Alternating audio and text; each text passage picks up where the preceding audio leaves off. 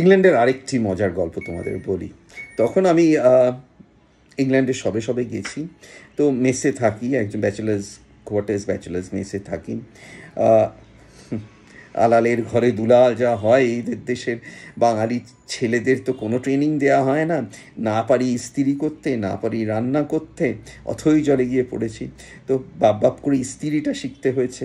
তার কারণ হচ্ছে, যেদিন আমি আমার শার্টটা হাসপাতালের লন্ড্রিতে গিয়ে বলেছিলাম একটু ভাই ইস্ত্রি করে দেবে, কত পয়সা লাগবে, এমন মুখ চাওয়াচাই শুরু হয়েছিল যে কোন গ্রহ থেকে এসেছে যে এত জঙ্গলি যে একটা ইস্ত্রি করতে পারে না। হ্যাঁ, ব্যাচেলার কোয়ার্টার্সে এই ইস্ত্রি রাখা থাকতো, ওয়াশিং মেশিন থাকতো, তুমি নিজে কেচে নিয়ে তুমি ইস্ত্রি করে নাও, সেটাই নর্মালি করা হতো। আমাদের দেশে আমরা তো রেগুলার লন্ড্রিতে পাঠিয়ে ইস্ত্রিওয়ালাকে পাঠিয়েতে অভ্যস্ত, সেটা সেখানে চলতো না, তাতে অনেক পয়সা চলে যাবে, প্লাস সেটা নর্মালি ওখানে করা হতো না। এইবার ওখানে যখন থাকতাম একটা ফ্রিজও থাকতো, হ্যাঁ, যাতে ব্যাচেলাররা এসে ফ্রিজেই রাখতে পারে খাবার, তা ফ্রিজ ভর্তি থরে থরে খাবার থাকতো।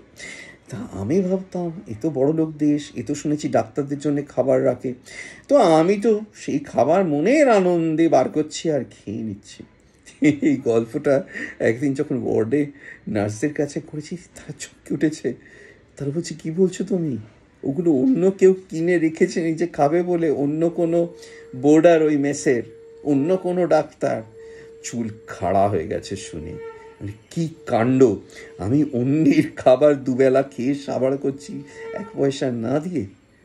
তখন ওরাই বললো, আরে এত ঘাবড়াচ্ছ কেন, কিছু যা যা খেয়েছো একটা লিস্ট বানিয়ে ফেলো, লিস্টটা বানিয়ে ফেলে সেইগুলো তুমিও সুপার মার্কেট থেকে কিনে এনে ঢুকিয়ে দাও, যার থেকে নিয়ে এতদিন খাচ্ছিলে বিনা পয়সা, সে ওগুলো খেয়ে নেবে, তোমারও আর গিল্ট থাকার কথা না, অপরাধ বোধে ভুগছো কেন।